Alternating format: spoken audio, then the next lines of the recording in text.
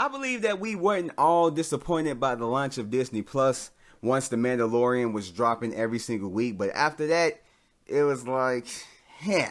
But we're here to talk about The Mandalorian Season 1. This is a show that I feel like anybody could jump into, even if you're not a Star Wars fan.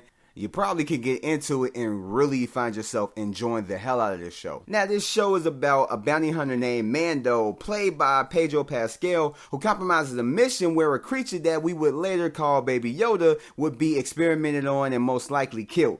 But upon doing this, there's a bounty put up on his head in which he has to try to survive while protecting Baby Yoda. Now, this is the kind of series that you would deem as a space western, kind of similar to Firefly. And this is what brought the catchphrases as, I can bring you in warm or I can bring you in cold, which is really just my favorite line out of the whole show, as well as, this is the way, I have spoken. And like I just recently said, it brought us Baby Yoda. And it's crazy how this series is loved more than the recent Star Wars films. And I see why, because it keeps up with everything that a lot of Star Wars fans love about Star Wars, as well as it does a great job with nostalgia. And the costume and set design along with the CG all blended in great. And the CG itself was pretty solid. The tone of it was great, and it really gave an awesome and very well polished cinematic look to it.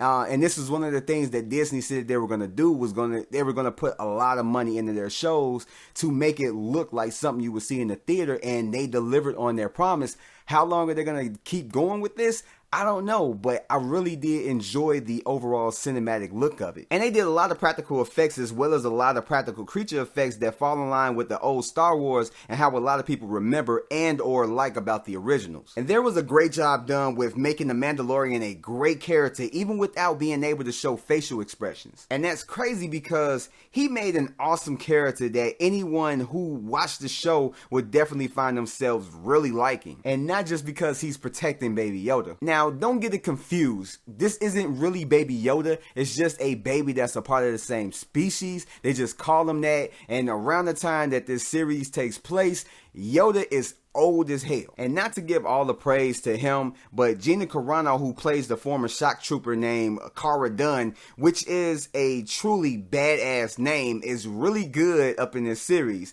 She's a person that in her previous works wasn't really praised on her acting skills, more for her fighting ability, as she was previously a MMA fighter, but she really did a great job in portraying her character, and I really enjoyed that. And Giancarlo Esposito is just awesome as the villain and literally kills it. He just has the most menacing presence when he appears in the show, even though he's not in the season for that long. The theme music is really dope, and this does have a monster, or I guess you could say alien of the week type of episodes, where every episode deals with something different, but it still has an overarching story from episode to episode. And some of the episodes that I really did enjoy is the ones where he's going on a planet and he runs into a village in which he ends up having to help fight off invaders, to the episode where he teams up with others to break out a prisoner, in which he finds himself having to fight for his life in the process. Those are some of the episodes that stood out to me as being some of the most memorable ones of the season. The action scenes and fight choreography were handled very nicely, and surprisingly, the series does have a lot of humor that actually really works. It had a lot of tense and emotional moments that were really engaging, and I don't really want to get into talking too much about Baby Yoda or anything like that,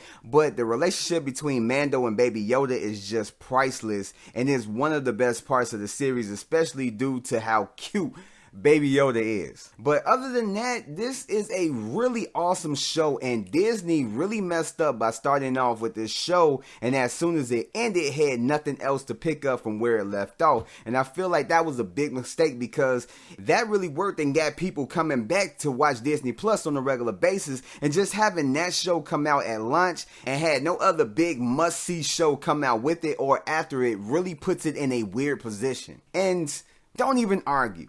High School Musical, the series was not, and I repeat, was not anywhere close to being as big as The Mandalorian. So get that out of your mind. But despite all that, this show is a definite hit. Definitely check it out if you have not seen it, or if you're curious. Even if you're not a big fan of Star Wars, definitely check it out. You may end up liking it. And with that said, live long and prosper. Oh shit. I mean, may the force be with you.